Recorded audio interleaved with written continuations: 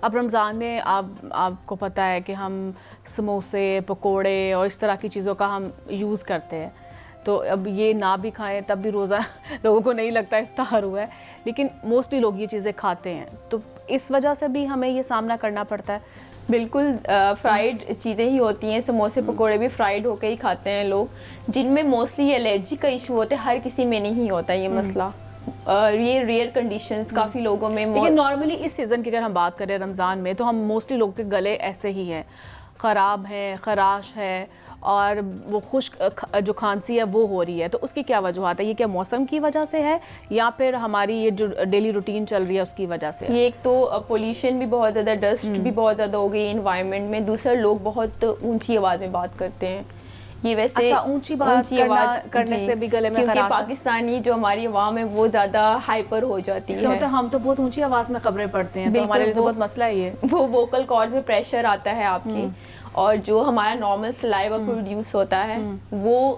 کم start ہو جاتا ہے produce ہونا اپنے اندر ٹنگ کے، تو اس وجہ سے ووکل کارڈ میں پریشر آتے ہیں، تو وہ الرجک ہو جاتے ہیں مزید، اس چیز سے خشکی ہو جاتی ہے گلے میں، تو وہ اور زیادہ پھر ریئیکشن دیتا ہے۔ کم آواز میں بات کرنا سولوشن ہے کہ آپ آرام سے بات کریں، یہ موسٹلی ان لوگوں میں ہوتا ہے جو کہ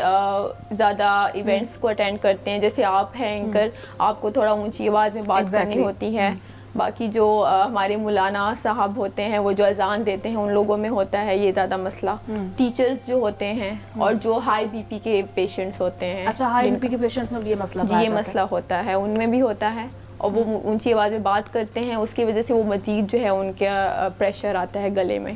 تو وہ مزید جو ہے ان کا کام خراب کرتا ہے۔ ٹھیک ہے، ویسے گلے کی نارمل ڈیزیزز کون کون سی ہوتی ہے؟ گلے میں ہمارے پاس نارمل ٹانسلز ہوتے ہیں، ایڈینوائڈز ہوتے ہیں، بچوں میں موسٹلی یہ ٹانسلز کا مسئلہ آتا ہے، اور اس میں یہ ہوتا ہے کہ ان میں گلینڈز پروڈیوس ہو جاتے ہیں، اس کی وجہ سے ان کو نوز کا بھی ایشو ہو جاتا ہے اور کان کا بھی مسئلہ آ جاتا ہے،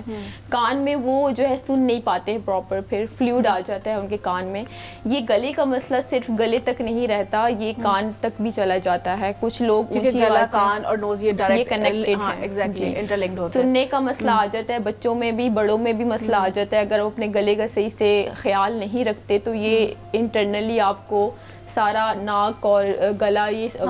کان کو خراب کر دیتا ہے، تو سمپلی وہ پھر آپ کے کانوں میں بھی عجیب سی آوازیں آتی ہیں، فلوئڈ آ جاتا ہے، اس میں پریشر آتا ہے کان میں، جس سے سنائی کا مسئلہ بھی ہوتا ہے، کان میں انفیکشن بھی ہو سکتا ہے، اور اس میں جو ہے مزید جو ہے وہ سائیڈ افیکٹس بھی ہو سکتے ہیں کان میں، تاکہ وہ جو ہے نا اگر آپ اپنے گلے کا خیال رکھتے ہیں تو یہ چیزیں، اس چیزوں سے بچا جا سکتا ہے۔ تو کیسے ہم خیال رکھ سکتے ہیں پھر؟ ہمیں کیا احتیاطی تدابیر اپنانی چاہیے؟ ہمارے ڈائٹ کا خیال رکھنا چاہیے، میں نے آپ کو کہا ہے کہ کیفین سے اوائڈ کریں، جو کہ موسٹلی لوگ نہیں کرتے ہیں، ایگزیکٹلی وہ ڈیلی بیسس اور